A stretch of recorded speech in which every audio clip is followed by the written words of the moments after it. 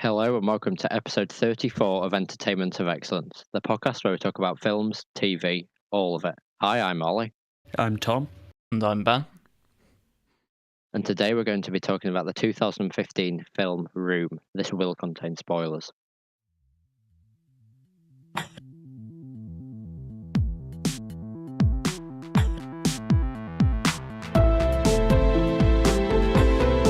Yeah, that sounds good.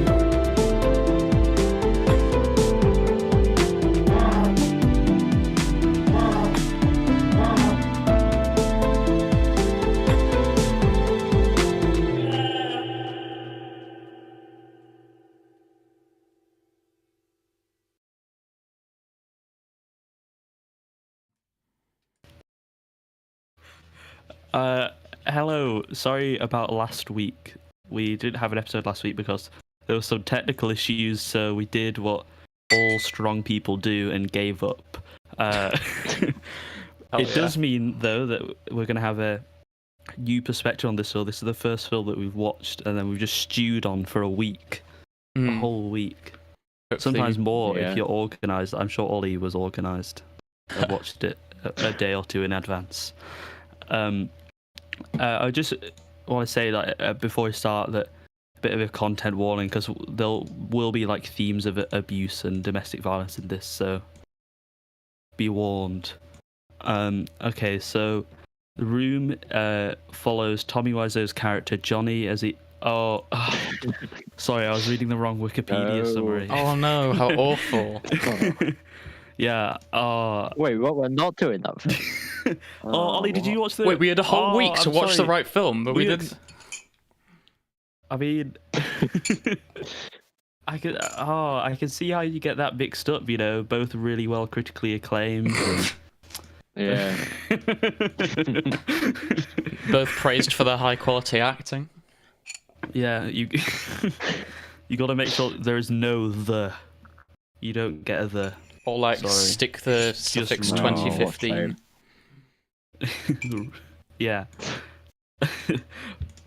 So it's about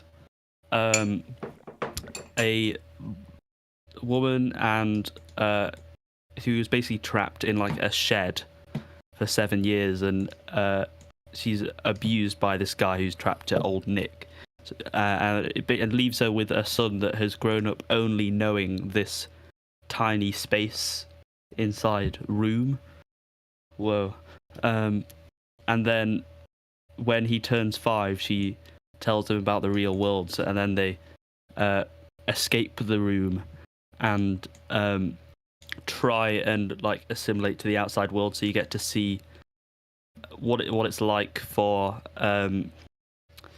Jack to kind of, you know, get used to the outside world, like so many things going on, how big it is, and that, but also the difficulty of like dealing with media and lawyers and legal issues you got to go with after being held captive for 7 years, which is also another interesting side. So that's kind of the vague plot.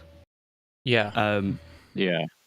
And what do you think? We'll focus on the first bit for now, where it's about like 25 minutes, half an hour where they're in the room, do you think? Something like that. I thought that should be longer. It kind of surprised me how early they broke out. Oh, because see, I knew that they got out, and I thought that they'd break out earlier. So that's right. Interesting. Yeah. So I mean, they still did a good job of like creating the idea that they've been in there for ages, even if it was only a half an hour sequence.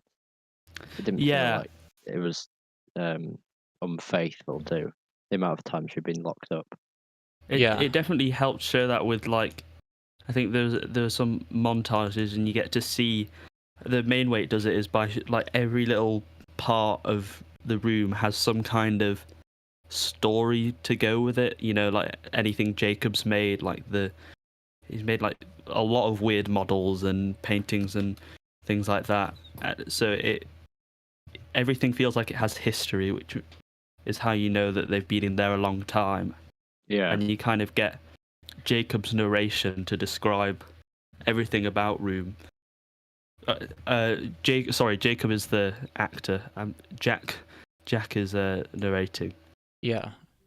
It's for the fact that it's all decorated with a lot of stuff, and the relationship that Jack has with I'm going to say the kid's name because I don't know the actor's name. Yeah. The relationship that Jack has with the items in the room. So like before he goes to bed, he'll say like "Good night, lamp. Good night. Good night." I don't know.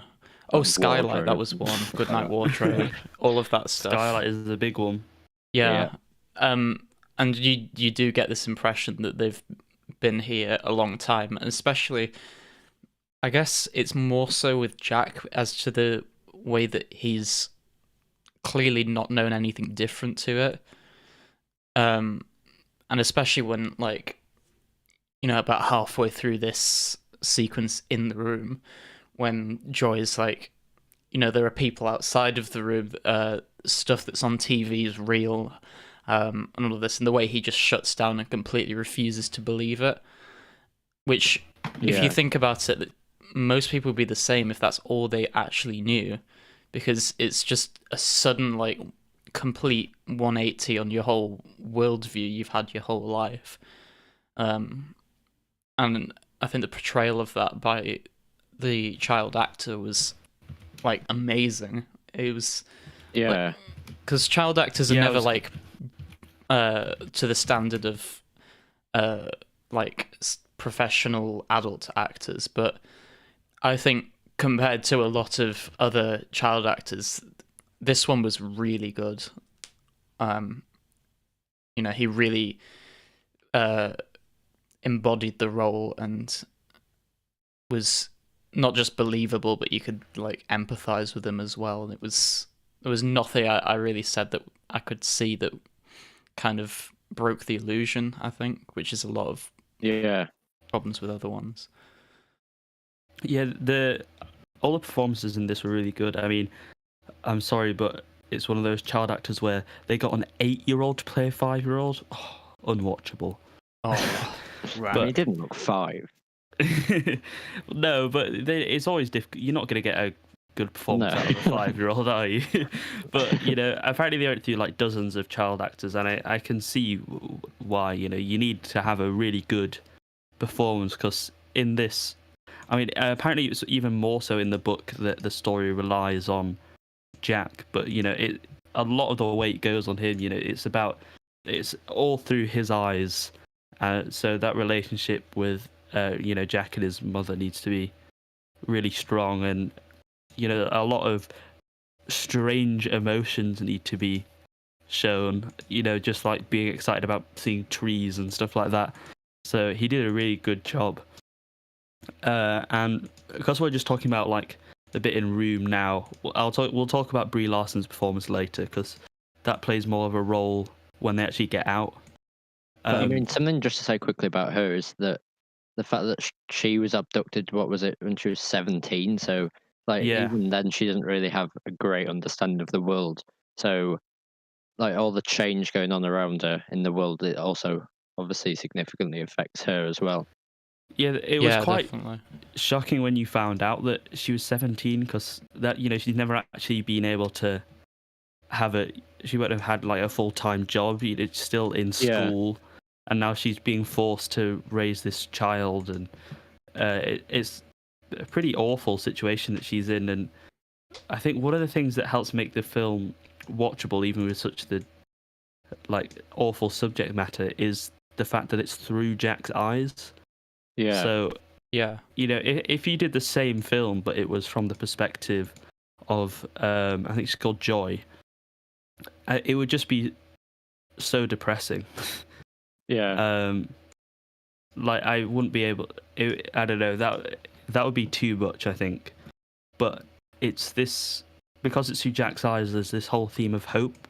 So you've got this, the skylight in Room, which is what it's like the light at the end of the tunnel type thing. There's a lot of that symbolism, where it's the skylight is like the only connection they have to the outside world. So even the mother won't have been able to see anything in the world for 7 years. So a lot changes in 7 years that you wouldn't even realize. I know, Yeah. and even like some of the practical things that you see later, where he has to wear like sunglasses and sun cream, and it's obviously hasn't been exposed to a lot of the germs in the air, so he has to wear a mask and just stuff like that you wouldn't necessarily think about.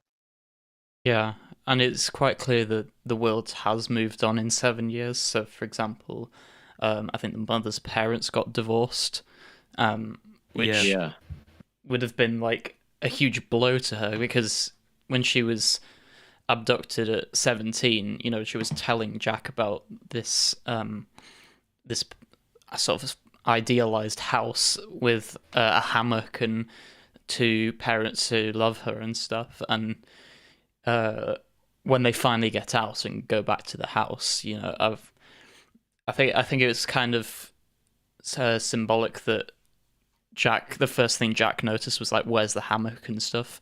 So, like, whilst it's told through his eyes, it sort of reflects how the mother is struggling to cope with everything.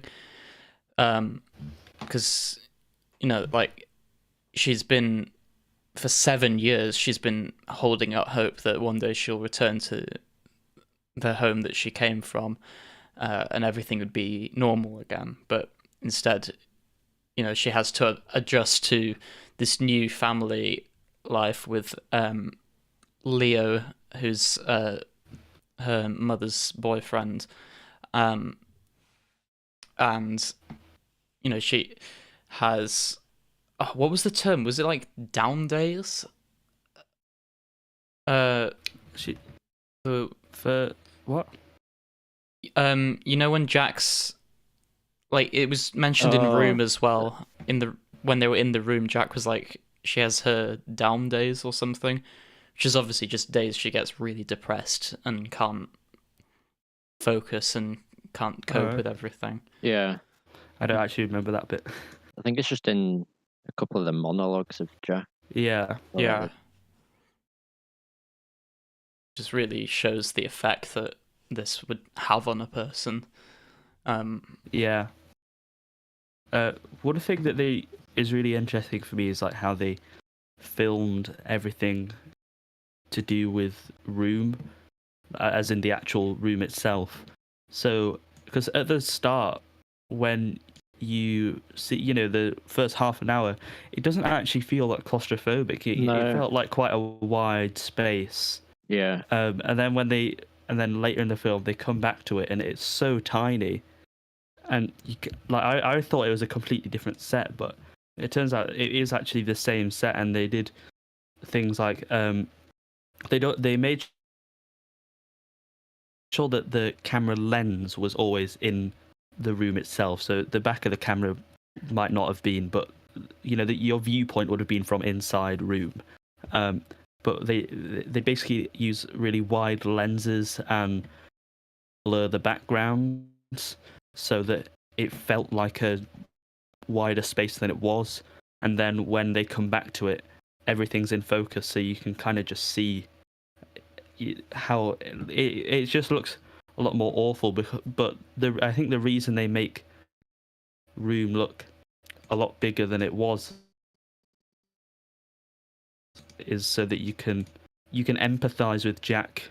After he's got out, he starts getting the longing to go back to Room again, even though it was really awful for him. It's just that was like the norm, and it's like wanting things to be normal again, in quotation marks. They obviously were not normal, but if they made it look really tiny, then you just get a lot more annoyed at him. But when he was in Room, it was just him and his mum. They had all these cool things that seemed like for him, so you can understand why when they suddenly go out and they've been bombarded by paparazzi and doctors and lawyers, and you can see why. Yeah, because I definitely think at the beginning it doesn't necessarily depict it as Jack being unhappy because he doesn't know anything else, and I think that definitely is built on by the fact that it never does feel claustrophobic, at least from his perspective, until obviously like the final scene. Yeah. Yeah. And I guess I towards think it was... the... Oh, go on. Oh, it was at the end when you could tell that, you know, he'd finally realised that this is that he has to move on, and that Room isn't what it was. It's like, I think it's about learning to understand when change is good. That you kind of have to properly revisit, you know, what was in the past, but without all the kind of like rose-tinted glasses of nostalgia. Yeah. Yeah. Because I mean, at least for him, it almost presents it as like a safe environment in Room, because although obviously old Nick has abducted them and it's awful what's happening to them, he still provides them with food. He has like a decent standard of living, given that he's confined to one room, and because he doesn't really know any difference, he almost like wants that assurance and like that connection that he gets just between him and his mum. That's all he knows growing up. I think for me, like, the room itself, I mean, obviously the film can seem to be like almost showing you a new way to like appreciate the beauty of the world and things like that, but for me it's also like an exaggeration of like feeling trapped in an abusive relationship. So you know, whether it's just you can imagine, you know, young women with children that are being forced to stay in these relationships with abusive men, and they feel like they can't leave because, you know, they might not have a job or whatever it is, and then if they do manage to get out of it and start struggling, then you can see, you know, why you might end up longing to go back, even if the situation was so awful. So that's what I felt like, to me, the story was trying to get at. Yeah, I mean, I might be going ahead a bit now, but I know later when she has that interview and they're asking her about, are you ever going to tell Jack who his father is, and she's saying it's not his father. There's definitely that almost reminded me of, you know, Marriage Story, where they're kind of saying that maternal roles are very different, and there's like responsibilities placed on mothers that and she's almost like denying the fact that he's got any connection to him. Yeah.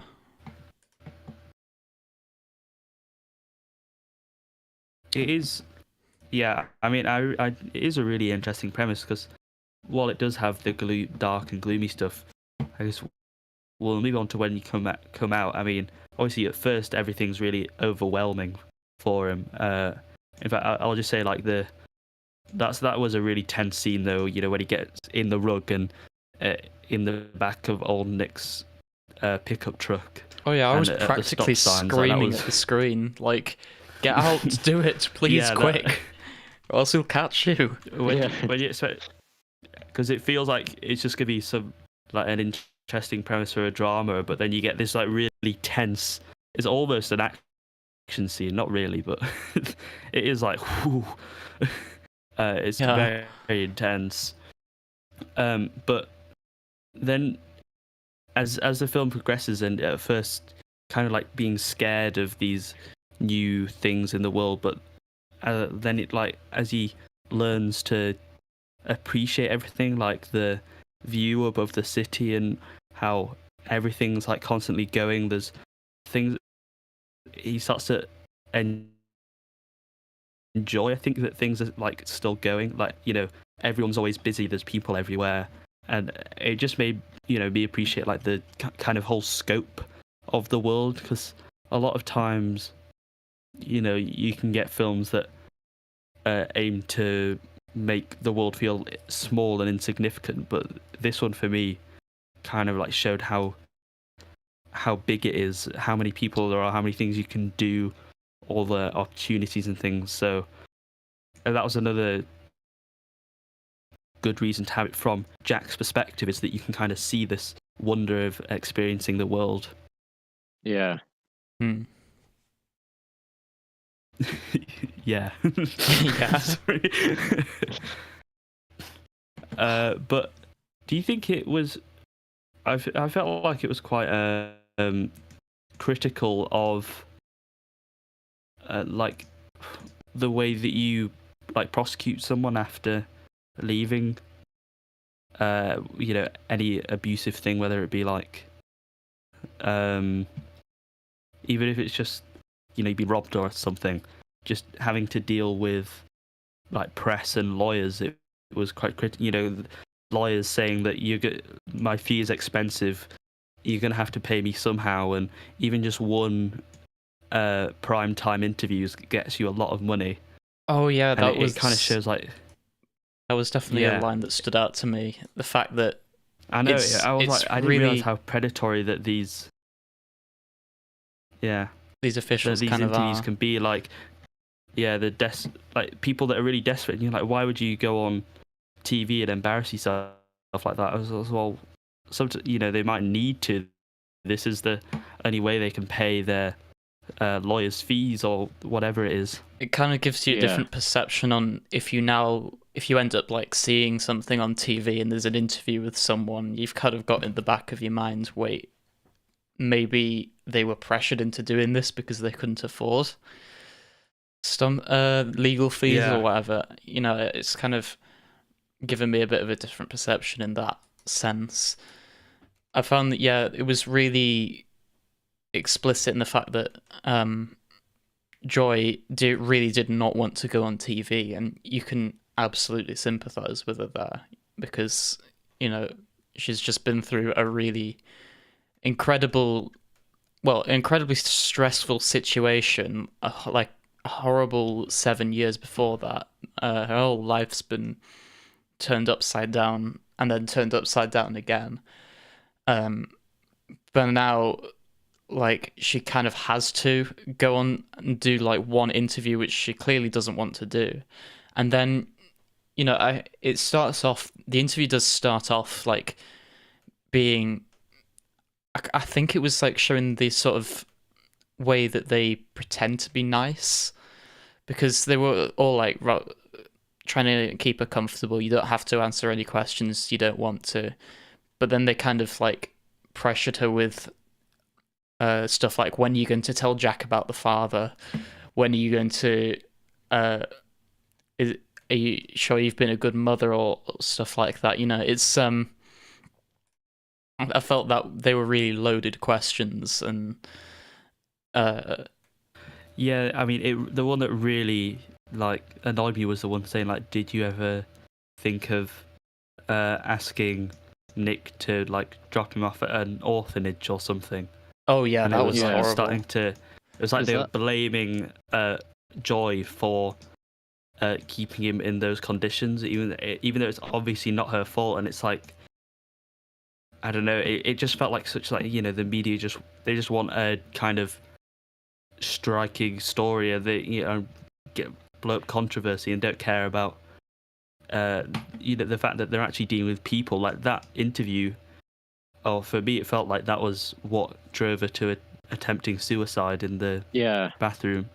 But I mean, you do definitely see that sort of moral ambiguity earlier with him like resisting the escape plan, like getting rolled up in the rug, and like her having doubt about whether that's the right thing for him. But I definitely think that interview was like a direct catalyst for her attempted suicide, because even though obviously you have the naivety of Jack, which is allows like a very different interpretation on this subject matter, she's almost got some sort of sense of naivety with like her idealism and almost utopian perception of this home she's going to return to. But then when she realizes that she almost has to like rely on these interviews, as you say, to fund some of the costs and also the fact that, well, the world's moved on and like her parents' relationships broken down and so forth. So I think she's just totally overwhelmed, and that's like the final straw. Yeah.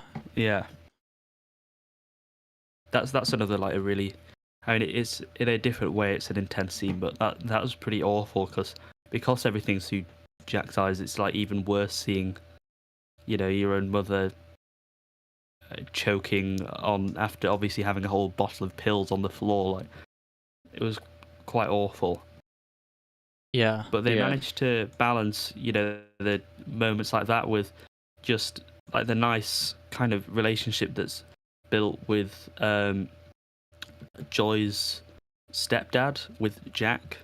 Like their kind of slow development, and it felt like an earned, I guess, friendship almost. Because at first Jack refuses to talk to anyone, and I think I don't know if it was just me, but it definitely felt like he didn't want to talk to like men because the only man he's seen before was old Nick, so not had great experiences.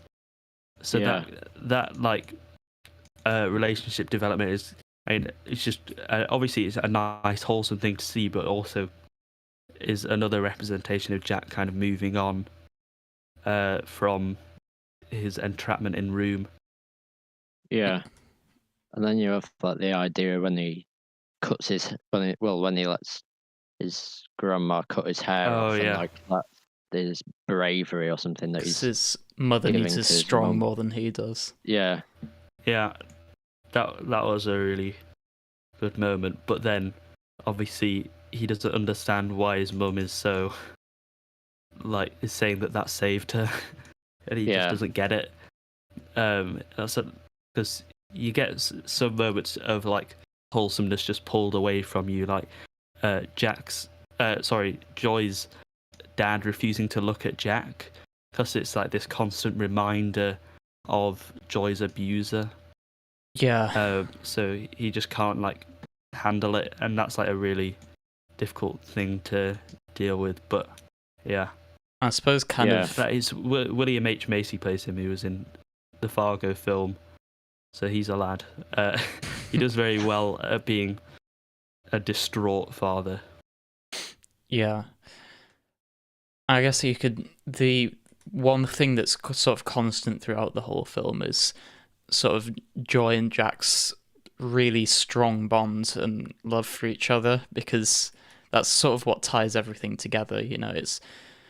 I think, the whole thing with like him cutting his hair off for her and stuff, it was like, his own like cute little way of saying that like he loves her and stuff. But I think it was more just like she realizes that no, Jack's still here.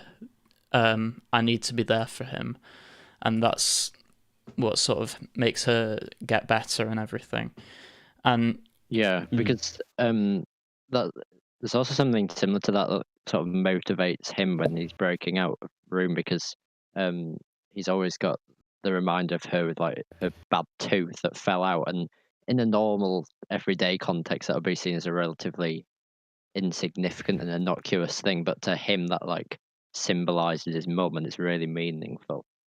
And I suppose it kind of goes back to that whole the question in the interview where it was why didn't Joy ask old Nick to send him away, and it kind of just makes you recontextualize everything, that yes, he was a child and he didn't have the most normal childhood, but like Joy's a person as well, and if I get the feeling that she would like have committed suicide or something had Jack not been there, because in the early scenes of Inside the Room, she's sort of, well, she's not like happy, but she seems to have sort of come to terms with things as long as Jack's okay.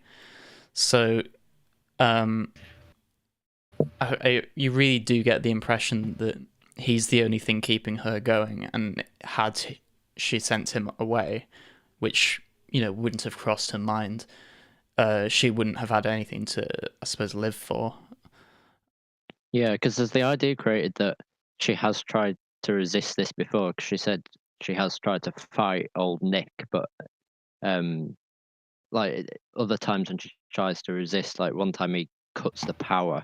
So I feel like she's just come to accept that the only way she can break out originally when she's actually in the room is if Jack is also understands the necessity of breaking out and understands the outside world, and that it's not all just what he sees on television.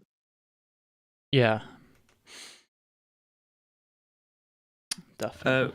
So I feel like we've been talking a while and haven't really talked about Brie Larson's performance, because she won an Oscar for this, and looking at like the other nominations, I can see why, because for some reason I don't actually really know any of the other films that got nominated for Best Actress in this, but Brie Larson like a really good performance in this. Like, yeah, it was really a pivotal role for the film, and the relationship with Jack, and she goes through like a massive range of emotions and really intricate ones.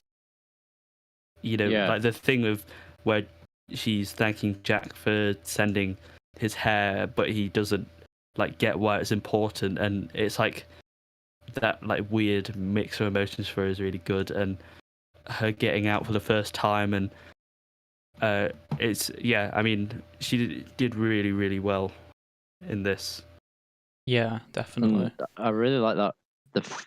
I think it's the final shot of the film where she sort of whispers "by room," and it's sort of like, although obviously this was a really tumultuous part of her life and it was horrible the abuse she suffered, she still has to understand that like it is a part of her life. Like at one point, I know she mentions the friend she had. I think she has a picture of her and their friends before she was abducted, and she's sort of saying, what's happened to them? I don't know, nothing. And she's like, exactly. But she understands she was almost like forced to mature and grow up in this really strange circumstances, and she like has to accept that that's a part of her life now. Yeah. It makes me, I definitely want to see more things that Brie Larson's been in, because I know she got picked for this because of her role in I was literally just looking at it. 12. What's it called? One sec. Short Term 12. That's it. It's the reason that they picked her for this, because I think they had like quite a few other choices, like big choices for the role of Joy. Like I think Emma Watson was one and stuff like that. So, Brie Larson, she and also ended up doing really well with it, but it would have been a difficult choice for the role. So, yeah, I mean, the only other thing I've seen her in is Captain Marvel. So, in the Marvel, I've not actually seen Captain Marvel. Yeah, I saw her in Endgame, but that's it. I'd say, because what I found it interesting is that she was actually like really, would you say reclusive? I don't know. She wasn't big about press before she became Captain Marvel, which then she knew like, well, now I'm going to be, approached to the street all the time, and then just kind of like went with it and is now quite well documented as a person, I guess you'd say. I don't know. But yeah, she did used to avoid paparazzi and stuff. Yeah. Oddly enough, I'd say her performance in Captain Marvel was kind of like there are a lot of people who just hate on Captain Marvel because woman. Which, to be fair, it wasn't a particularly great story, and I felt her performance wasn't like outstanding. Yeah. So I was kind of. It's a Marvel film. I mean, yeah, but it just felt a bit like stilted and not very. What's the word I'm looking for? It didn't have like life in it. So, but partly from the fact she was playing like an omnipotent god almost. Yeah, so shouldn't really have much characterization either. Yeah, it's got the Superman problem. Yeah, definitely. or the Dark Phoenix problem. So I kind of went into this with because I'd heard that she was really good in this, so I kind of went into this with an open mind, but like having Captain Marvel in the back of my mind. But no, I was really pleasantly surprised with this, and I'd definitely like to check out some more of her work and see what else she's done. Because yeah, the writing of the I don't know if Captain we Marvel mentioned this, character but wasn't particularly great. Yeah, this is based on a book, and the screenplay was actually written by the author. In fact, she wrote the screenplay before the novel was even published. She thought it would work really well as a film. So I assume it's very faithful to the book. I've not read the book. Yeah, but apparently there's actually a lot more of joy in this than there is in the book. So I think it might actually work better as a book, because although I think it's easier to get like an internal perspective of the thoughts of Jack, which you do get like there's several occasions in this where you get sort of a monologue, or him saying good night to everything or so forth, or him talking about the new world. But I think it might have like been more consistent in the book, and that was something I really liked in the film. I'd be interested to read the book, because I agree with you in that respect, but then there's also, you wouldn't really be able to fully understand like the adult characters' reactions and emotions, which you are able to in this. I feel like there'd be a lot of a lack of that. But yeah, it'd be interesting to see. I mean, I really like this, so I thought I'd look at, because I knew it was nominated for Best Picture, and I was like, oh, I'll look at what other stuff there was in 2016 that was nominated to see if it deserved to win. And I mean, this is really good, but there was I didn't realize how many good films came out in 2016. Yeah. Like what? The Martian, The Big Short, Mad Max Fury Road, The Revenant, Bridge of Spies. I've not heard of Brooklyn, and the one that won is Spotlight, which is about the uncovering of like the Catholic Church child molestation thing, the scandal. Ooh. So there were actually a lot of big films. Tough competition. Yeah. But I coming back to like the book and film comparison, I guess something that you couldn't really have captured as well in the book was maybe like the sense of scope when when they emerge into the world, and also that idea about the claustrophobia of the room and how that was really important when they revisited it, and it seemed a lot smaller than originally. Yeah, I don't know how you do that in a book. Like, it's how do you? Because in the film they managed to do really well of being like, oh, this looks a lot smaller than it did, but you know, it's a film, so you can kind of show that. But it's quite difficult to show that in a book. Maybe I'll pick up a copy though. I mean, I just like that the director managed to direct this film because he wrote the author of the book, Emma Donoghue.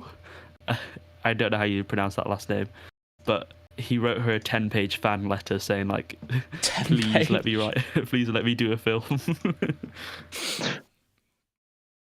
I mean, my mum's read the book and seen the film. I think like 3 times she's seen the film. Oh, really? Yeah. She says she prefers the book. So how do you manage to get through that film 3 times? Maybe once every 2 years. Yeah. Damn. Should we rate it then? Hunger. Oh, yeah, it probably is. Should we give it a rating? We've managed to talk about it for quite a long time. Which is kind of interesting because... Anyway, we watched it a week ago, so that's quite... Yeah, before we started we were good... kind of unsure how well we'd be able to talk about it, given, you know, it was a week ago, but we seem to have done decently well. Yeah. Cool. Website needs updating a little bit, I'll do that later.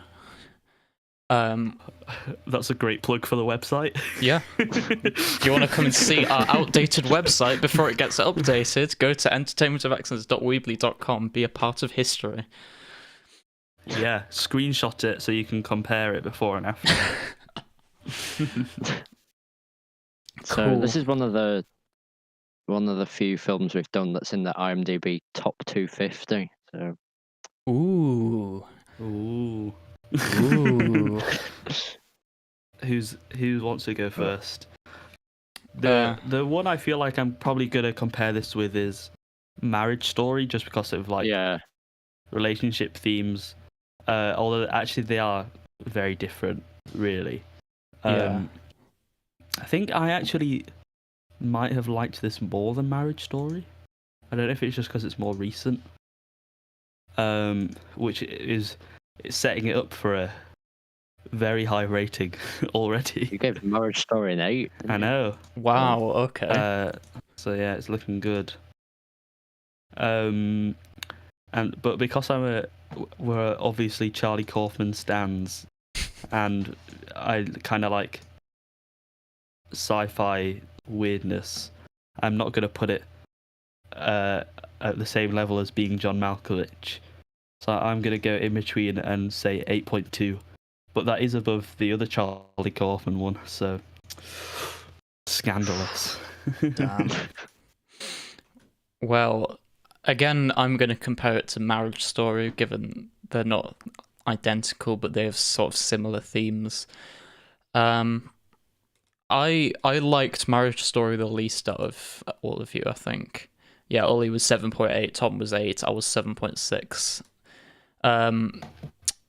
But I did like it. What did I give Stalker? I'm pretty sure it's higher than that. I give Stalker 7.25. Damn, that's weird. Yeah, you gave it barely anything. I think I'm gonna go. I think I'm gonna go 8. What did I give? I'm Thinking of Ending Things. Yeah, I like Thinking of Ending Things just marginally more, so I'm gonna go 8 because I gave it an 8.1. So there we go. Damn. Nice.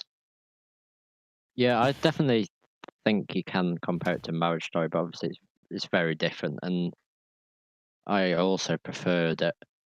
I think after I'd watched it straight away, I felt that like the part when they were out of the room wasn't as strong as beforehand. But then on reflection, I don't know actually. I think they both like obviously work in conjunction and they sort of make each other better. So I'm gonna give it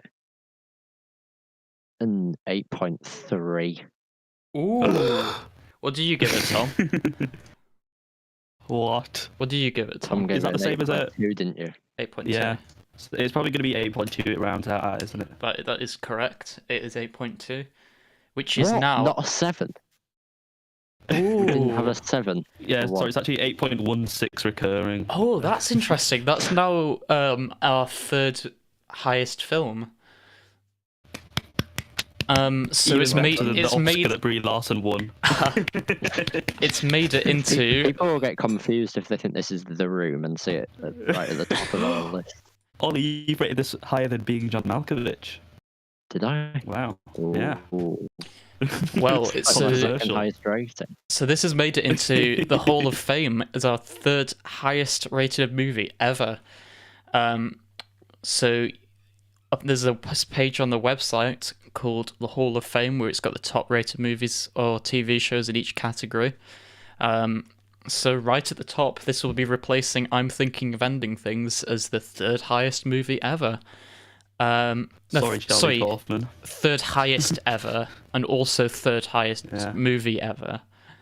Will also be probably highest drama, I guess. There's not really much else you can categorize it as, really. I suppose it's kind of just drama. Yeah. So Drama, thriller. Yeah, thriller to a degree. Definitely not going to be the worst rated ever, which you can also see if you go to our entertainmentofexcellence.weebly.com/Hall of Fame, which is currently taken up by Kangaroo Jack, Slenderman, and Robot Monster. Speaking of which, I just want to say. Choices. Speaking of which, I would just want to say a quick thank you to everyone who's been like watching our Kangaroo Jack episode on YouTube. It's really blown up, surprisingly. Like, I don't know if this is anything to do with the fact that Kangaroo Jack's now on Netflix, so more people are aware of it, possibly. But it's, it's by far our highest streamed episode on on YouTube, and then when you count in podcast platforms as well, it's the same. So yeah, a huge thank you to everyone who's been watching that. Let's see how many views are on for it now. It was well over 300 last time I checked. It's 340. I'm pretty sure. 340. Wow. And we had a look in the analytics, and apparently a lot of the traffic comes from Portuguese people looking for the full movie in Portuguese. So I'm gonna quickly Google Translate how to say thank you in Portuguese. Thank you. That is Spanish. I do Portuguese. Obrigado. Obrigado. Thank you for watching. Obrigado por assistir. We're international. Yeah. So thank you for all of that. Go watch Kangaroo Jack, the movie. If you like the episode, you will regret it. 10 likes and we watch Kangaroo Jack Good Day USA on stream. Not on stream, but we do an episode on it. Ollie and I have already seen it, so it's mainly just dragging Thom down with us. No. And I'll quickly mention we do have a segment called the Submission Spotlight, which we have one in the works. We just haven't got around to. We just quickly go over something like we'll get viewers to submit any works of media that they've done, so like short films or music or something you've written, perhaps anything like that. We'll have a quick look over it, tell you what we like, to give you some constructive criticism. We're not like professional critics, so it's kind of a way to get feedback from, I guess, the general consumer. And we'd love to have you on the podcast to talk about it. We haven't managed to get anyone to do that yet, but we'd love for you to be the first, so we could just record a quick segment with you talking about it. It doesn't have to be live. You could do it whenever you're ready, although probably the next couple episodes we might be a bit busy, like seeing people and stuff, given like it's legal around Christmas in our country to see people. So that will be cool. Next up, I'm glad Thom didn't speed ahead past the submission spotlight. Well done, dude. I was going to forget because we've been away for a week. But I know, I was thinking, Ben's done submission spotlight. Oh, let's see. Yeah. So, cool. Next segment is recommendations. Does anyone have any recommendations? Should I talk about Mank? Sure. I saw Mank. Why would you name a film Mank? I mean, I know it's his name, but come on, Mank. It's like Mankey X Rank. Yeah, so it's David Fincher's latest film, and it's about Herman Mankiewicz, the writer of, or one of the writers of Citizen Kane, depending on how you view it. And it's obviously like a love letter to Hollywood, like once upon a time when Hollywood was, and I feel like there was another one. It seems to be the new phase. Obviously there was a Hollywood TV series, but that at least felt a bit more critical.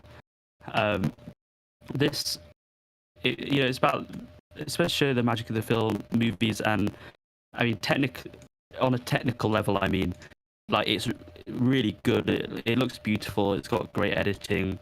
The music is really of the time. They do lots of little touches to make it like a 30s or 40s film, like putting the markup for when the projectionist has to change reels. But in terms of like the story, I was just a bit bored. The writing didn't feel like it was, as good as it could be. Because I mean, David Fincher does usually direct a lot of different films, like detective thrillers, and where writing is like a really big thing. But this, I don't know, it just didn't grab me. I didn't really care about any of the characters, and also I know that, big thing is like, oh, Orson Welles like plagiarized the script from Mankiewicz and he had to fight really hard to get a writing credit. But from what I've seen, like, although Mank did do the initial first draft, like Orson Welles did change quite a lot of the script, and has more things. There's more in the script that can be attributed to Orson Welles than there is to Mankiewicz, or at least from what I've read. So it also feels a bit misleading, the film. So I think it's fine, basically. Nice. You can probably put something better on. And that's something you recommend? No, I'm just. This is if anything new comes out, I just got to talk about it, Ben. Now you can put it in recommendations. The title and you can get the sweet clips. Oh, possibly. Quick thoughts on Mank. Yeah, quick thoughts on Mank. Well, and it just says kind of manky, kind of not. Well, I'll balance it out with an actual recommendation. No, wait, I do have a recommendation. I'm an idiot. Do you want me to do an actual recommendation, Ben? Maybe. I think we should not leave it a week next time. Okay. Yeah. I mean, I literally watched it today. I'm stupid. I watched Your Name, which is like it's an anime film. Oh no. You can laugh now. About Weep. It's about like Weep. a guy and a girl that, for unknown reasons, like keep swapping bodies when they fall asleep. And I don't really want to spoil anything. That's all I knew going in. But it's got lots of great emotion. The animation looks beautiful, and it's got like nice, really good themes and witty writing, and that is definitely worth a watch on Netflix.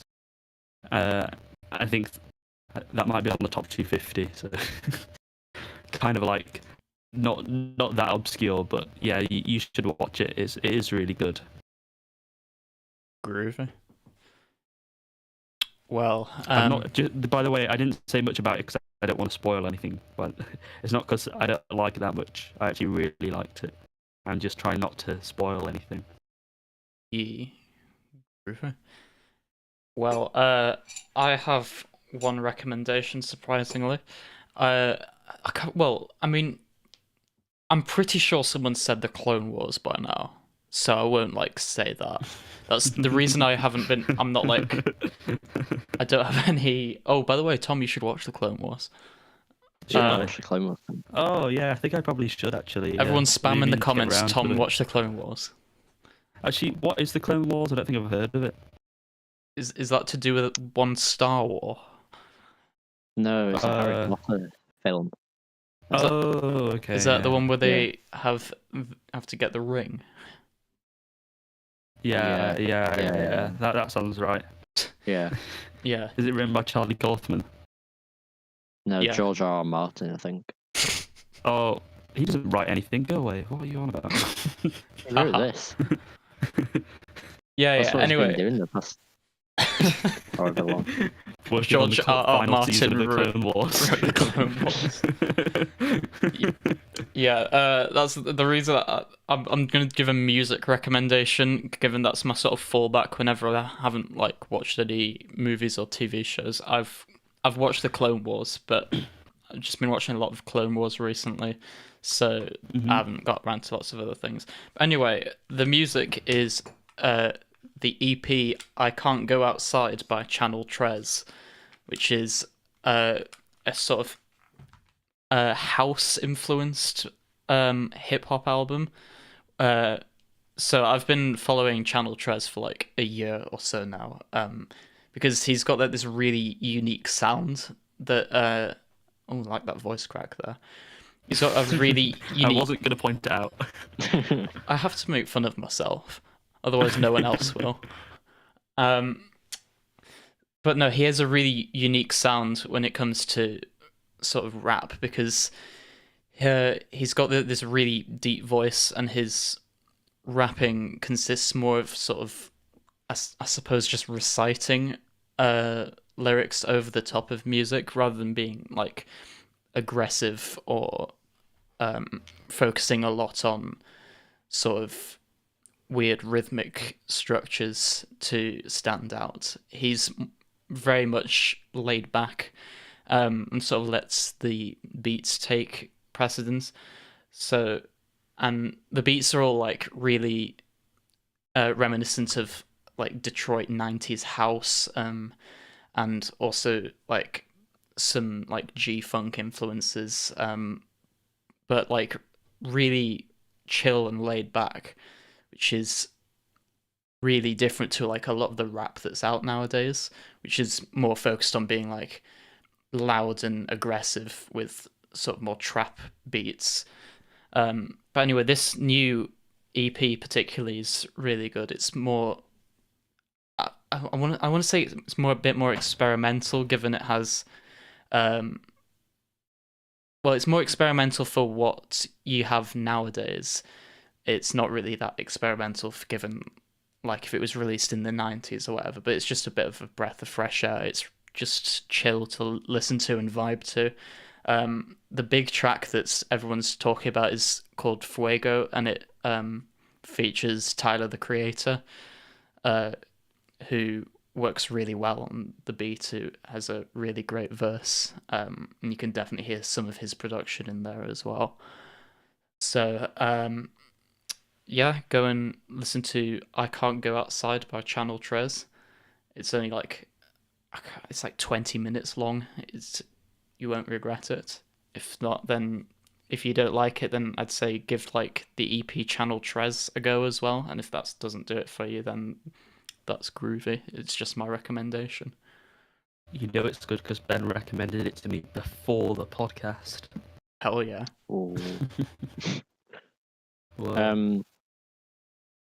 Speaking of the Clone Wars, I've finished the Clone Wars in the past, well, since we did the last episode. Seems like ages ago, but yeah. 2 weeks ago. I mean, the last season, like as a whole, it was really great. I particularly like the episodes where, well, like the earlier seasons weren't great, but I quite like the episodes where it like explored like maybe pacifist planets and so forth, and like trying to expand the Clone Wars into these regions, and also obviously episodes where it like actually humanizes both the clones and some of the characters from the prequels, like Anakin, where it does things that the prequels never did. And then as for the last season, the middling episodes were some of the worst of the whole show, but like the final four, I won't give too much away, but it's a really cathartic conclusion to the show, and it really does it justice. I also watched a few films on the top 250, but somehow I'm only on 56 and Tom's on 100, so yeah, I've hit 100 now. I don't feel like I'm making much progress when I'm compared to that. I watched The Prestige, which is a Nolan film. What I've not seen. It's basically about like two rival magicians. But it's quite hard to actually give a plot synopsis because there's so many twists and turns throughout it, but somehow you always are able to follow it. Like it never really gets too convoluted, the plot, even though there's loads of time jumps and loads of twists with the characters and stuff like that. I also watched American Beauty. Another one on there. Another one I've not seen. Oh no. Yeah, that it's pretty good. It got quite interesting themes about like beauty and identity, and has some pretty memorable moments. And what was the other one I watched? Oh yeah, Mad Max Fury Road as well, which is a pretty epic action film. Did you witness it? So, I did. You witnessed them, as they say. That's what they say, right? They do indeed say. Yeah. Wait, okay, The Prestige, is it as good as they say, Ollie? It's got an 8.5. Is it that good? I mean, compared to the other Nolan films, no. But it's...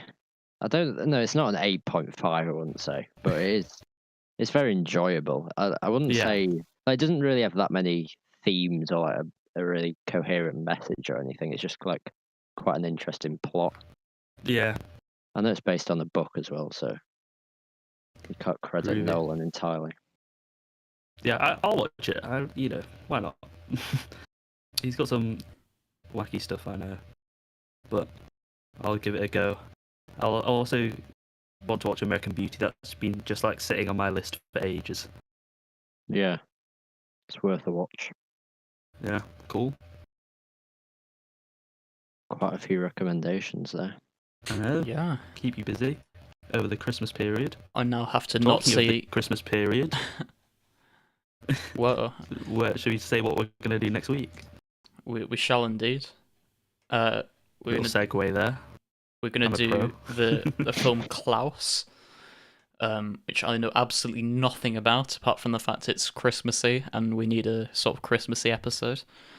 It's on the top 250. Oh, that's weird. It's basically about like this like quite reclusive toy maker that teams up with this postman to make loads of presents for a town. Doesn't sound the best premise, but it's pretty entertaining. Cool. Wait, guys, I've just looked. We only have 2 episodes left this year, which I know is kind of like, it's the 13th. I should have known that, but it's kind of just weird to think about. Yeah. Whoa. Fire. Been doing this for like 9 months now. I've grown a baby in that time. Child at this point. After again thinking of the exact same joke. Yeah. Just psychically come back next week for 2 people saying the same joke. Joke. Haha, funny.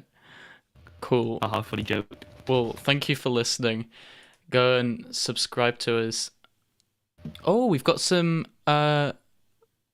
comments. Damn, I've not been keeping up in this. Hello, Harry Top and Balin the Hobbit. Sorry, we usually just don't get any comments, so I'm surprised that you're here. Whoa. So Harry Top says in the chat. Yeah. So Harry Top says Short Term 12 is her best movie. Brie Larson's. So yeah. Mm-hmm. We'll add that to the list to watch. We could do that in a future episode, yeah. Yeah. No, quite. Unicorn Store. Unicorn Store was the one that she directed, isn't it? Yeah. Damn. Yeah. I think I vaguely remember that. Tom, watch Basmati Blues. Basmati Blues? Oh yeah, Tom watched Basmati Blues. Okay. Yeah. Sure. Yeah. I guess we've attracted some Larsonists, as they like to be called. Do they like to be called that? Also, no, I just watched her Hot Ones interview, and she managed to eat all the wings without drinking anything. So groovy. Well, thank you, Harry Top and Balin the Hobbit, for watching. It's not Balin, it's Balin. I'm so stupid. I'm tired. But yeah, thank you for watching. Hope you enjoyed, and we'll hopefully see you next week. So, all right, see ya. Yeah. All right, see ya.